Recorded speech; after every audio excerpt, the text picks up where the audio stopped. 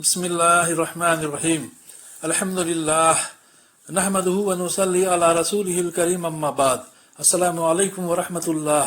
मेरे मोहतरम बुजुर्गों, दोस्तों, अजीज साथियों व मुअज़्ज़ज़ ख़वातीन, आइए अल्लाह ताला के रास्ते के आदाब व आमाल से मुतालिक अहादीस का मुताला करें इंशाअल्लाह।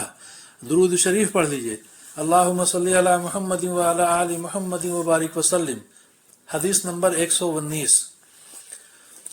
हज़रत अब्दुल्लाह ख़त्मी रज़ी अल्लाह अन्हु फरमाते हैं कि रसूलुल्लाह सल्लल्लाहु अलैहि वसल्लम जब किसी लश्कर को रवाना फरमाने का इरादा करते तो इरशाद फरमाते, अस्तौदिउल्लाह दीनकुम व अमानतकुम व ख़वातीम अअमालिकुम। इसका तर्जुमा है, मैं तुम्हारे दीन को, तुम्हारी अमानतों को और तुम्हारे आमाल के ख़ात्मों को अल्लाह ताला के हवाले करता हूँ, जिसकी हिफाजत में दी हुई चीज़ें ज़ाया नहीं होती। अबू दाऊद की हदीस। फ़ायदा: अमानतों से मुराद अहल व अयाल, माल व दौलत और साजो सामान है कि ये सब चीज़ें अल्लाह ताला की तरफ से बंदे के पास अमानत के तौर पर रखवाई गई हैं। इसी तरह वो अमानतें भी मुराद हैं जो जाने वाले मुसाफिर के पास लोगों की रखी हुई हों या लोगों के पास उस मुसाफिर ने रखवाई हों। इस मुख्तसर जुमला में कैसी जामे दुआ दी गई है कि अल्लाह ताला तुम्हारे दीन की, अहल व अयाल की, माल व दौलत की हिफाजत फरमाए और तुम्हारे आमाल का खात्मा बखैर फरमाए। बज़लुल मजहूद हदीस नंबर 120।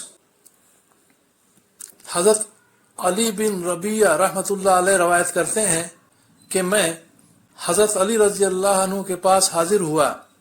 आप रज़ी अल्लाह अन्हु के सामने सवारी के लिए एक जानवर लाया गया। जब आपने अपना पांव रिकाब में रखा तो फरमाया, बिस्मिल्लाह। फिर जब सवारी की पुश्त पर बैठ गए तो फरमाया, अल्हम्दुलिल्लाह। फिर फरमाया, सुब्हानल्लज़ी सख्खर लना हाज़ा व मा कुन्ना लहू मुक़रिनीन व इन्ना इला रब्बिना लमुनक़लिबून। इसका तर्जुमा है, पाक है वो ज़ात जिसने इस सवारी को हमारे काबू में कर दिया, जबकि हम तो इसको काबू में करने वाले न थे, और बिलाशुबा हम अपने रब ही की तरफ लौट कर जाने वाले हैं।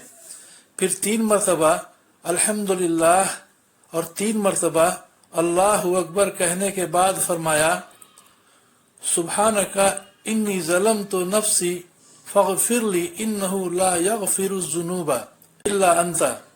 इसका तर्जुमा है, आप पाक हैं, बेशक मैंने नाफरमानी करके अपने ऊपर बहुत जुल्म किया, आप मुझे माफ़ फरमा दीजिए, आपके सिवा कोई गुनाहों को माफ़ नहीं कर सकता।